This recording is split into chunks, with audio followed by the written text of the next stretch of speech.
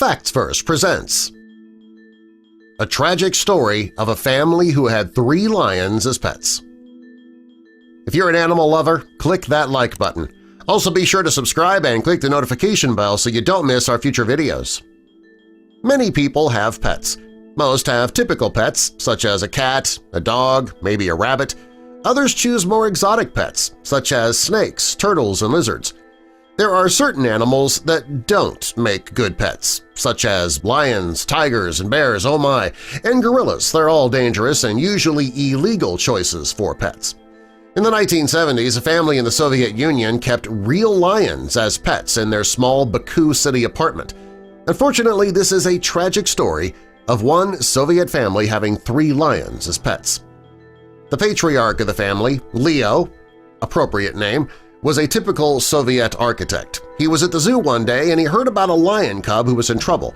The cub was rejected by its mother, and the people who worked at the zoo were trying to bring him up themselves, but they were giving up hope.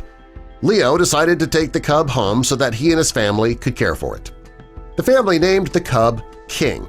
He was very small and, of course, adorable. His front paws were paralyzed, and that made it difficult for him to walk. So to help him, the family would massage his paws often so that he could start walking on his own. It didn't take long before King was a member of the family, or the pride in this case. The family lived in a small apartment and made it a bit cramped as King got bigger. The young cub started to get attached to the family. King loved Leo, and it wasn't long before he started to love Leo's wife, Nina, as well. When they went to bed at night, King would sleep between the couple. There were many nights that he would push Leo out of the bed. Leo's wife believes he did this because he was jealous. The family tried to bring King back to the zoo once. They figured that since he had nursed the lion back to health, he'd be much better off with other lions. On the way back to the zoo, King became very angry and was jumping all over the car. When they got back to the zoo, they were told that since King had grown up with humans and a family, he would never be able to go back to living with other lions. The family's neighbors in the apartment complex, they of course did not like the idea of a 400-pound lion living in the building. Leo's wife put stainless steel nets on the balcony so that King could not get out and the neighbors didn't have to worry. When King was settled into his home life, word about a family raising a lion got out, and they began getting offers for King to do movies. Well, they agreed, and it gave the family a chance to travel all over the world. They were also able to meet plenty of movie stars. The family's life and King's life were pretty great. Sadly, tragedy was just around the corner. The family was staying at a hotel while King was filming in St. Petersburg City. At night, King was kept at the local school. The hotel couldn't take any chances by letting a lion stay with the family at the hotel. The lion was trained to go up to his co-star and put his paws on his shoulders as soon as the trainer began moving around like an ape. A local student heard that there was a lion at the school, so he and his girlfriend went and checked it out.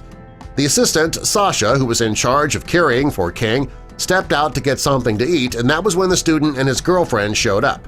He started acting like an ape, which was King's cue to put his paws up on his shoulders. The student's girlfriend panicked, thinking that King was hurting her boyfriend. She screamed for help, and the police arrived. Without hesitation, they shot King dead.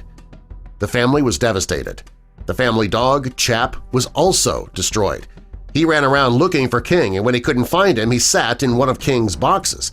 The next day, poor Chap died of a heart attack. The family was sure the dog died of a broken heart.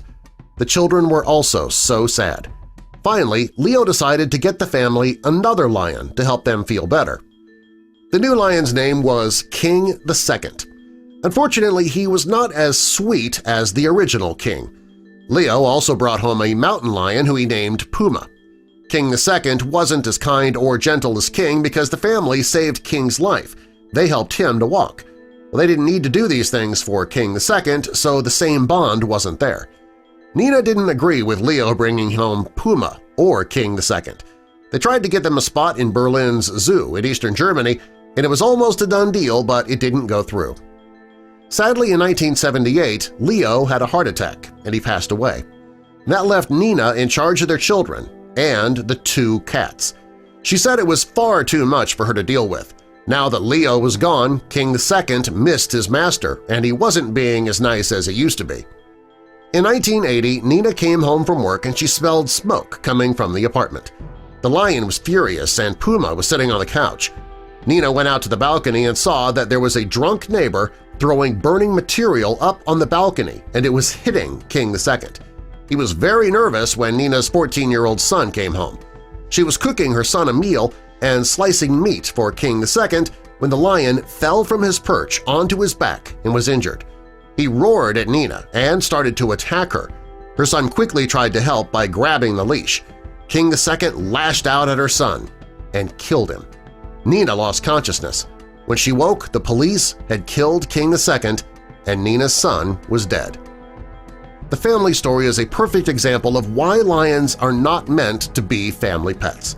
While things were great with the original king, the family never should have tried to recreate what they had by bringing two new great cats into the home. A story that started out as heartwarming turned to tragedy. Subscribe for more.